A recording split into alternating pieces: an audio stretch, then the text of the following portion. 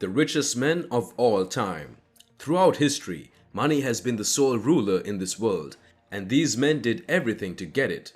To find out what is behind each penny they earned. Number 10. Cornelius Vanderbilt. This man stood out in history due to his great instinct for business. Cornelius Vanderbilt was a good American, an altruist of the 19th century. When he was just a child, he started to work in his father's ferry at the New York. He was known for his roughness and competitive strong nature, and at the age of 16, he set up his own ferry service to transport passengers in cargo between Staten Island and Manhattan.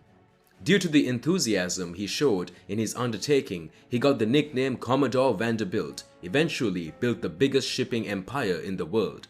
However, some years later, he expanded his vision to the railroad business, purchasing the New York and Harlem Railroad, the Hudson River Railroad, and the New York Central Railroad. Thus, he could accumulate a considerable fortune, estimated at $185 billion at the time of his death in 1877.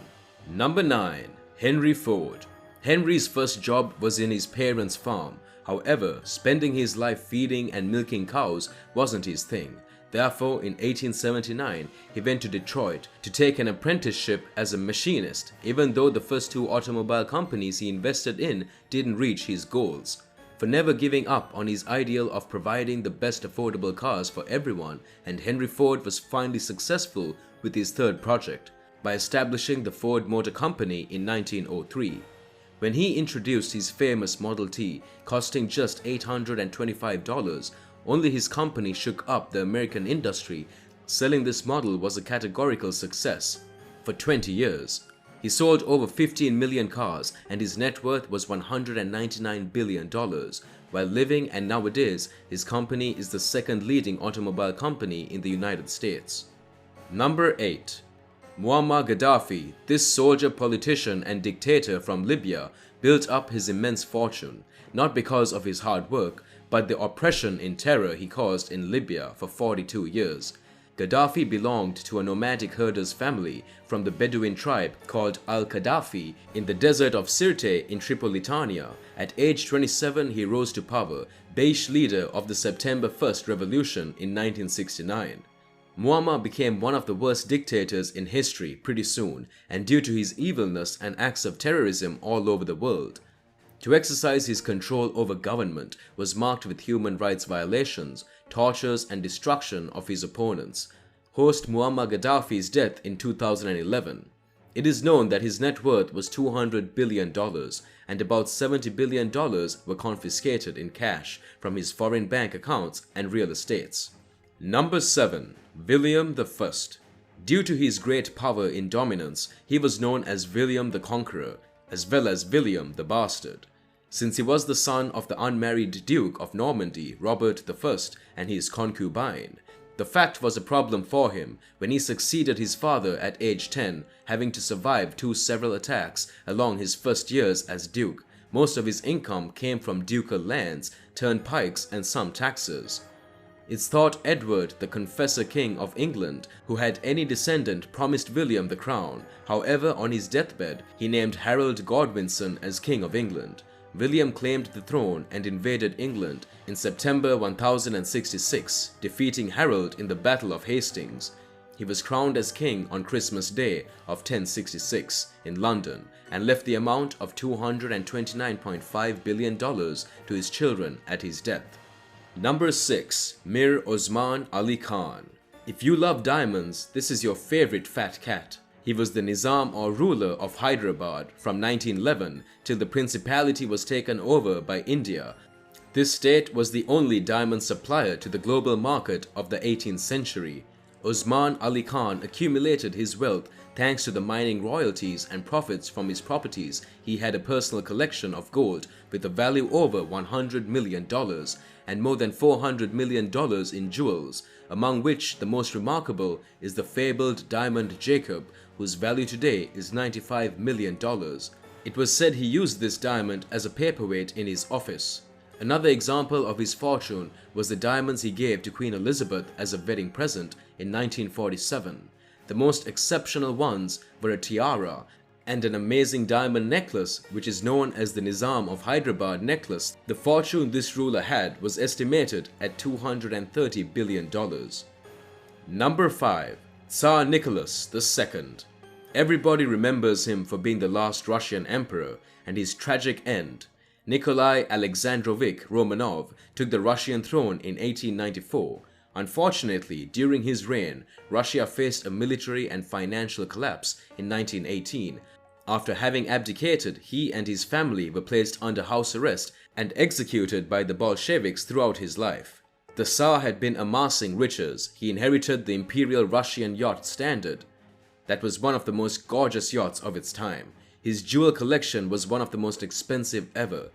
It is known that at the execution, his daughters could have survived the shooting as they were protected by plenty of jewels and diamonds hidden into their corsets. The young ladies were finished off by bayonets. At the time of his death, the net worth of Tsar Nicholas was $300 billion. Number 4. Andrew Carnegie. Industrialist and philanthropist, he was born in Scotland but emigrated to the United States as a child with his parents. He was the apprentice of Thomas A. Scott, owner of the Pennsylvania Railroad Company, who hired him as a telegraphist. Some years later, Carnegie provided the steel to build the bridge that crossed the Mississippi River in St. Louis, Missouri.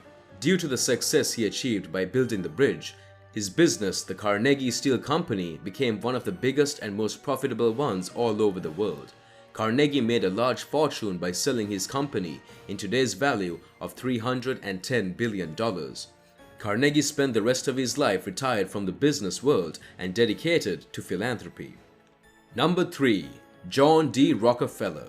This businessman and industrial investor is considered as the richest American. In living memory, Rockefeller was born in Richest, New York, into a poor family. From a young age, he managed to contribute candy cellar to children, and at age 16, he was a bookkeeper in Cleveland. After some years and different business successes, he decided to invest in the oil market, so he established the Standard. His enormous company controlled over 90% of the oil drilling, refining, and distribution in the United States for more than 40 years. By 1937, when he passed away, his net worth was $340 billion. Number 2. Mansa Musa. This man is proof that anything can happen when you were in the right place at the right time. Musa, the first descendant to the Mali throne when his predecessor left the kingdom in Moses' hands, as he had to go on an expedition into the limits of the Atlantic Ocean, but he never came back, so Musa I gained the title of the King of Kings or Emperor. During the 14th century, the Mali Empire became one of the greatest powers of the world, and its capital, Timbuktu, taking the whole control of the trade in the Sahara Desert. Mali was the main source of gold to the entirety of Europe. That's why Mansa could amass a large portion which was shown along the 6,000 kilometers of pilgrimage to Mecca. Mansa Musa shared all his journey with thousands of soldiers, slaves, and a myriad of horses and camels carrying several golden, and it's said that when he stopped in Cairo, he spent and gave out so much money to poor people that it caused inflation, which took many years to keep under control.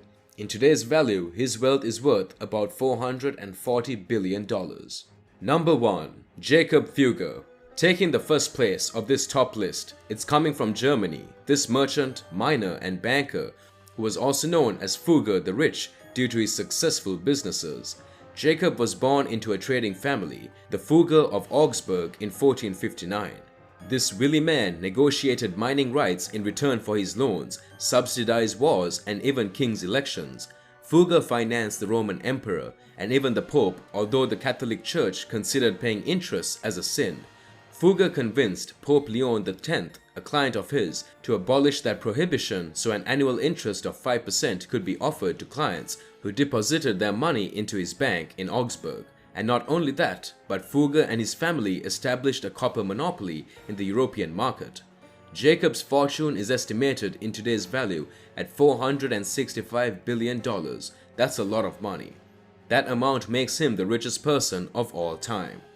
Hey guys, thank you so much for sticking till the end of the video. Don't forget to like, share, and subscribe to our channel. What do you think will be the first multi-trillionaire? You can tell us in the comment section below. See you soon in the next video.